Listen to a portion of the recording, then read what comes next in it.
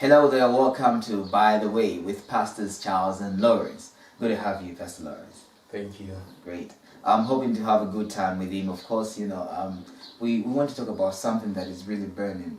Many people out there wish they were living in the times of Jesus. Many wish to be one of the disciples. Oh, I wish I was Peter. I wish I was John. Maybe I would do better. So our topic of discussion today is Jesus, the author of lives. Wow, interesting. What inspired this?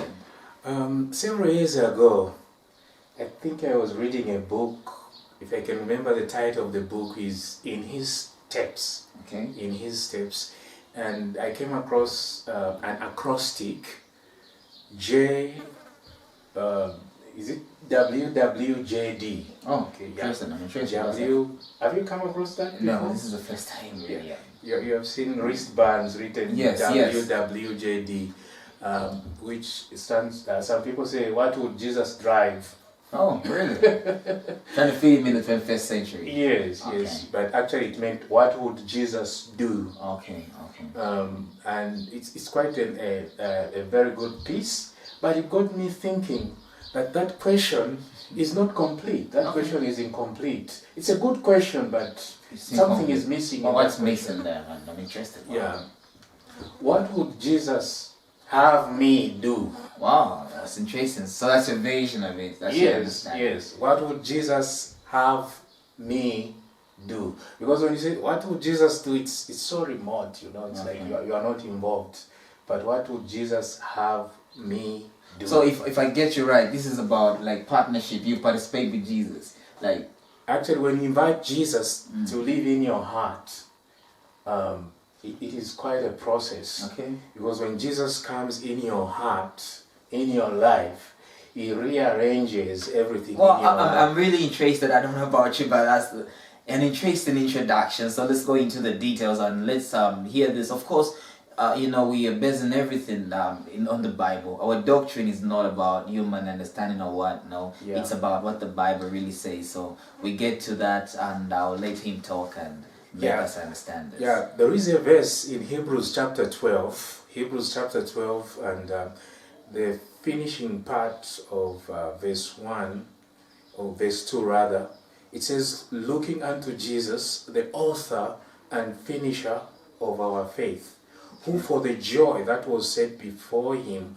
endured the cross, despising the shame, and sat down at the right hand of the throne of God. Come on. Now I'm interested in the part where it says, Jesus, the author of our faith. Now, what is interesting, people, is that Jesus never wrote a single book. Oh, really? Yeah, technically, Jesus never wrote a book. Yeah. True. Other people wrote books. Why?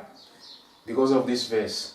Okay. Jesus is specialized not in writing books, but in writing lives. Wow, that's great. Deserves a round of applause there.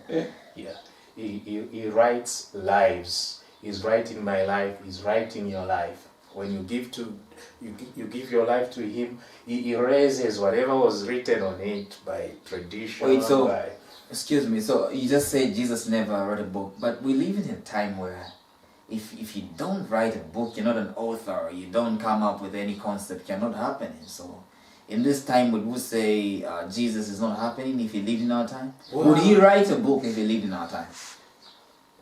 He will definitely do what he did. Okay. He will continue, and he's actually writing lives even today. He has never stopped writing lives. He's not writing books. Books get outdated and they are thrown away, but he writes lives to have impact, to be read by all in the society, and that should be our cry. That should be our goal in life. That let God rewrite my life, Okay. so that people, my community, my family, my nation can read my life. Okay. Yeah. So now you earlier when you were introducing this, you talked about what would Jesus have me do? Yes. Can you just break this down now? What would Jesus have me do? Yeah. Is it for everybody? Is it for special people or maybe? It's for everybody. If you heard me right, people wished they walked with Jesus that time, physically that easy. Yeah. They thought maybe those guys were more privileged than them. So, how would you? Actually, we have the same privilege.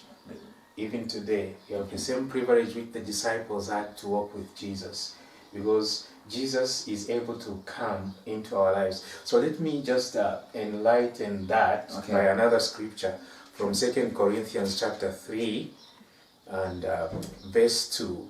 Okay. It says, "You are our epistle, written in our hearts, known and read by all men." Verse 3 says, "Clearly, you are an epistle of Christ, ministered by us, written not with ink, but by the Spirit of the living God, not on tablets of stone, but on tablets of flesh, that is, of your heart." Come on. So that's Paul speaking to the Corinthians. This is the authoring work of God. So I'm appealing to all people seeing this on media. Give your life to God and let Him author your life. Let Him rewrite your life. I talked about erasing the past. Whatever the devil has written on your life, whatever tradition has written on your life, God is able to erase that. Sure. Whatever your experiences has been, whatever your experience has written on your heart, let Jesus erase and rewrite your story. Wow, interesting. Wow, that was so powerful. I'm interested to learn more. People, I must tell you, this is not the last broadcast we are having. You can look for more of these on the Jubilee page, Lusaka page, of course, and we'll have more of this talk. So just for now, that was our introduction, and thank you from us, Pastors Lawrence and Charles. It's Baba, and catch you in the next one. Shalom.